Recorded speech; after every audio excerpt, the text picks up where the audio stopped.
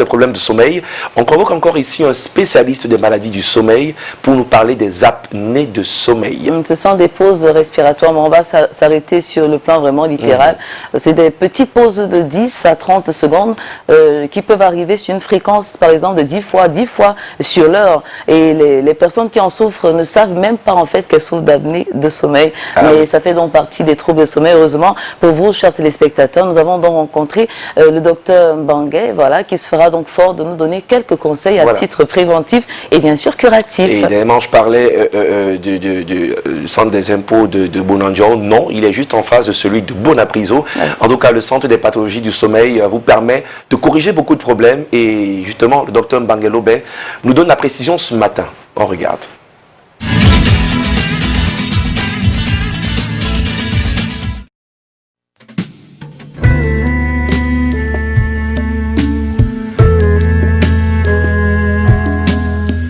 Alors, les apnées de sommeil sont des états où le patient, pendant son sommeil, a des moments où l'air n'entre pas dans ses voies aériennes supérieures.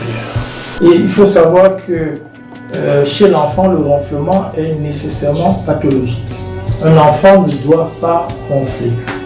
Voilà. S'il ronfle, il faut l'amener soigner, il est nécessairement malade. Par contre, chez l'adulte, le ronflement n'est pas nécessairement pathologique. Certains adultes ronflent et font des apnées de sommeil ou les hypopnées de sommeil. D'autres ronflent, mais ne font pas les apnées de sommeil. Alors, il y a des éléments dans le ronflement qui laissent penser que ce ronflement pourrait être pathologique. C'est d'abord la fréquence du ronflement. À partir du moment où on ronfle déjà 3 à 4 nuits par semaine, ce ronflement-là est probablement pathologique. Si le ronflement est intense, c'est-à-dire s'il ronfle plus fort qu'il ne parle, il est probablement pathologique. Si le ronflement est gênant pour le conjoint ou le partenaire de vie, il est probablement pathologique.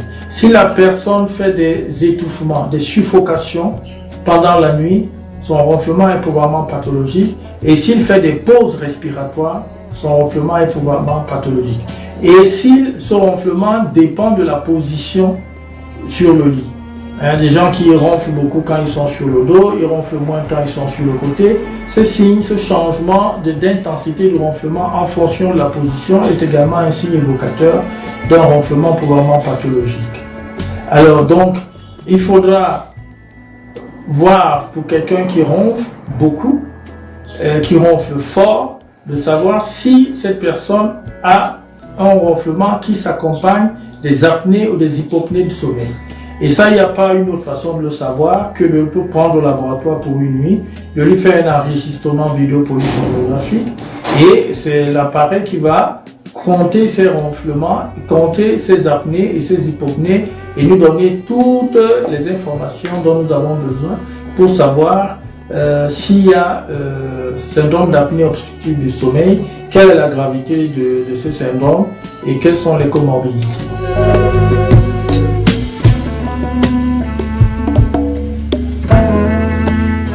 Oui, la personne qui ronfle la nuit a tendance à ronfler même le jour. Dès lors qu'elle s'endort, elle ronfle. Maintenant, dans votre question, il y a en toile de fond, je vois le problème de la personne qui a tendance à somnoler tout le temps au bureau. Hein? Là, on parle de somnolence diurne excessive. La personne qui dort bien la nuit et le jour, elle a tendance à somnoler dans les transports, dans les lieux de service, etc. Cet état de choses peut évoquer un sommeil insuffisant, une insomnie ou alors des difficultés respiratoires pendant le sommeil. Les gens qui font des apnées de sommeil ont tendance à développer une somnolence diurne excessive, c'est-à-dire à somnoler dans les transports, dans les bureaux, aux heures de travail, un peu avoir un sommeil un peu en contretemps, n'est-ce pas, mal placé dans le nictémère. Voilà, déjà la psychose du coronavirus même peut être cause de stress, d'un stress aigu et donc d'insomnie. Alors si on ajoute à ça la consommation des excitants comme le café, le thé, la cola, le chocolat et les médicaments qui repriment le sommeil comme les médicaments à base de vitamine C n'est-ce pas? Et même certains hypertenseurs d'action centrale, comme la méthyldopa et tout cela, ces médicaments-là repriment le sommeil. Et donc, il faut éviter de prendre les thés, les cafés à tort et à travers. Et je parle surtout à ceux qui ont des difficultés d'endormissement, à des insomniaques, ceux qui ont le sommeil litigieux et difficile. Il faut éviter le thé, il faut éviter le café, même le matin. Même le matin. Il faut éviter de prendre la vitamine C quand on se sent un peu fatigué. Il faut éviter la cola, le bita-cola. Tout ça, ce sont des excitants qui peuvent éloigner le sommeil.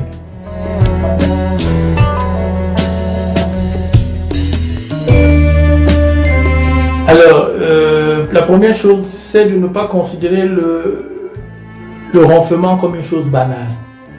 Ok? Le ronflement est considéré parfois comme une chose banale, d'abord parce que le ronfleur, lui, ne le sent pas. Hein? Il ronfle, mais c'est les autres qui entendent. Si le ronfleur lui-même entendait son ronflement, il s'en préoccuperait beaucoup plus qu'il ne le fait en temps normal. Il ne l'entend pas.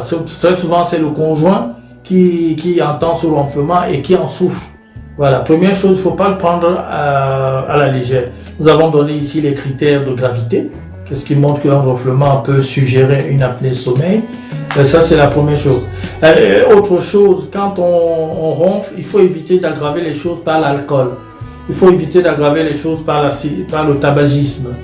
Et si on est en surpoids, il faut commencer déjà par perdre du poids, n'est-ce pas? Parce que très souvent, les gens qui ronflent sont aussi des gens qui sont en surcharge pondérale et donc ils ont des infiltrations de graisse dans le cou et ces infiltrations de graisse modifient l'anatomie des voies aériennes supérieures et exposent le sujet à des ronflements et à des ronflements difficiles à corriger. Donc les premières mesures peuvent être de faire du sport, d'éviter le tabagisme, de buter l'alcoolisme et de s'efforcer déjà de perdre du poids.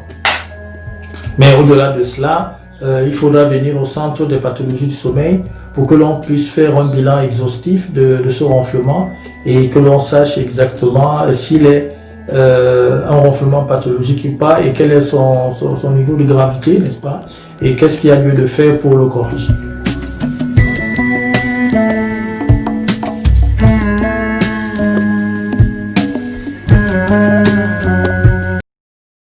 Voilà donc, j'espère que vous avez été plus édifiés sur ce sujet ce matin.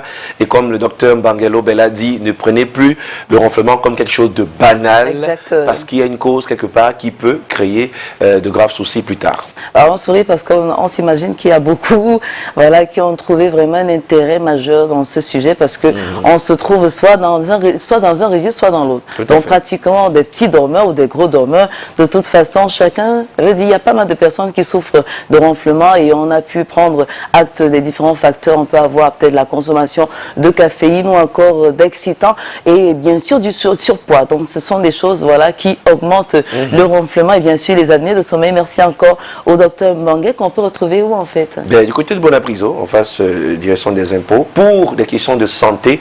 Et puis de toute façon, on peut le retrouver un peu partout. Hein. Il est toujours disponible quand Canada a besoin de lui pour son expertise. Et